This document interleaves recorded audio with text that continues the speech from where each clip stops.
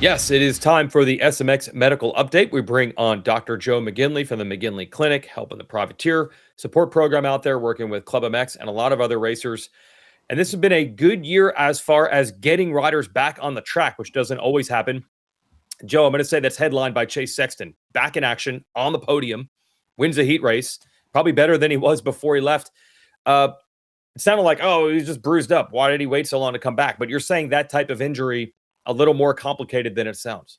Yeah, at first it was great to see him back and doing well, but that type of injury can really hold you back. So a bruised sacrum or contused sacrum, that typically happens when you fall and then direct impact onto that bone. Now, what you might not know are there's several joints that connect to that area. So the sacrum essentially is the structure that joins your spine to your pelvis. So that's the bone that sort of links everything together.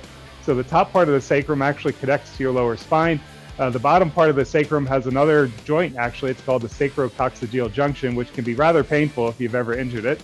And then there's called the sacroiliac joints, which are the side joints that connect to the outside of the pelvis. So when you injure the sacrum or bruise the sacrum, it's not just, bruised bone, just suck it up and get back out there. Those joints can actually be irritated, inflamed, and rather painful. In addition to that, several muscles connect onto the sacrum, specifically some of the spine muscles. And when those get injured, they can spasm up and you can be in quite a bit of pain, even if you're going through physiotherapy and other treatments. The muscles themselves can spasm up to protect that bone, and that can radiate right up your back. So it can be rather uncomfortable. So that injury can be a little more complicated than just, a bruised bone because of the complexity of that structure. It sounds like we got some more information on what had kept Joey Savacci out of the Birmingham round. He was back this weekend, but what was that specific foot injury that he's still, I'm sure, still dealing with? Yeah, it's not a bone we talk about much. This is the medial cuneiform bone in the foot. It's a small bone right behind the big toe.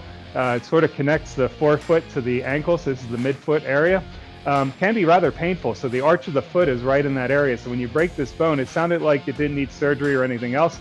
But when you break that bone, it can be rather painful because all the force of your ankle and your body go on the arch of the foot to put pressure on that bone.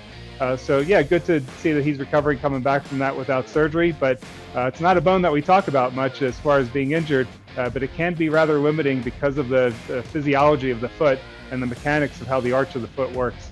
Impressive. The guy came back for a ninth place finish. Remember, he broke his toe earlier in the year, so these guys are tough.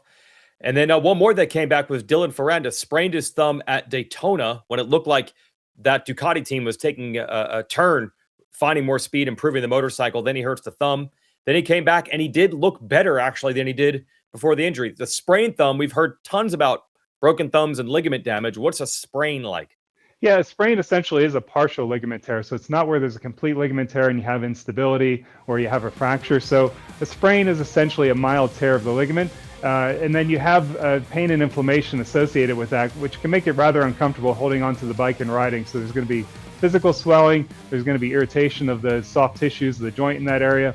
But a sprain is a partial ligament tear. We treated these many times here in our clinic. In fact, we had another rider in yesterday for pretty much the exact same thing. It was a sprained ligament.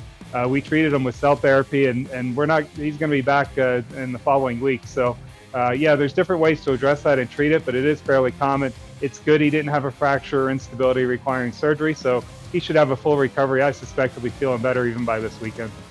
Wow. All right. Well, welcome back, guys. It's we keep saying it. Deep field again, partially because of the docs who help out behind the scenes. Thanks for the info. Thank you, guys.